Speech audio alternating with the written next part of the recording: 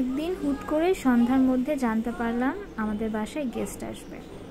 Guest মানে বিকালে নাস্তা করতে দেখা করতে আসবে কয়েকজন, আমার খালা শাশুড়ির, ছোটো খালা শাশুড়ির রিলেটিভসরা।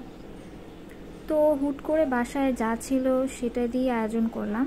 আমি তাড়াহুড়ো করে নুডলস বসিয়ে দিব আর চা বসাবো। তো নুডলসটা হয়ে গেলে আমি চুলায় চা বসা দিব, সেজন্য আমি দুধটা রেডি করে রেখেছিলাম। যেহেতু আমার নুডলসটা ডান, এখন আমি আরেক চুলায় চাটা বসিয়ে দিয়েছি দুধটা জাল হওয়ার জন্য।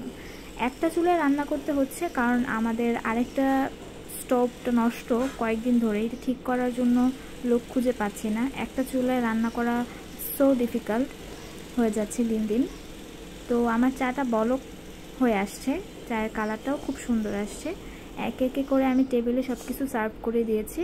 এখানে ফ্রুটস দিয়েছিলাম, চানাচুর দিয়েছি, স্ন্যাক্স দিয়েছি, নুডলস, চা দেবো একটু পরে, বিস্কুট ছিল, আরও বিভিন্ন ধরনের খাবার ছিল। তো এই যে গেস্টরা চলে এসেছে তাদেরকে আমরা টেবিলে বসে আড্ডা দিচ্ছিলাম, খাচ্ছিলাম। আর এখানে আমার খালা শাশুড়ি সবাইকে সার্ভ করছিল। সে নিজের হাতেই সার্ভ করতে খুব পছন্দ করে, আর আমি যেহেতু রেডি করে দিয়েছি এখন আমার খালা শাশুড়ি সার্ভ করছিল বসে বসে। তো এই তো সবাই মিলে সুন্দর একটা ইভিনিং টাইম কাটালাম উইথ চা। চাটা ছিল সেদিনকার টপ আইটেম।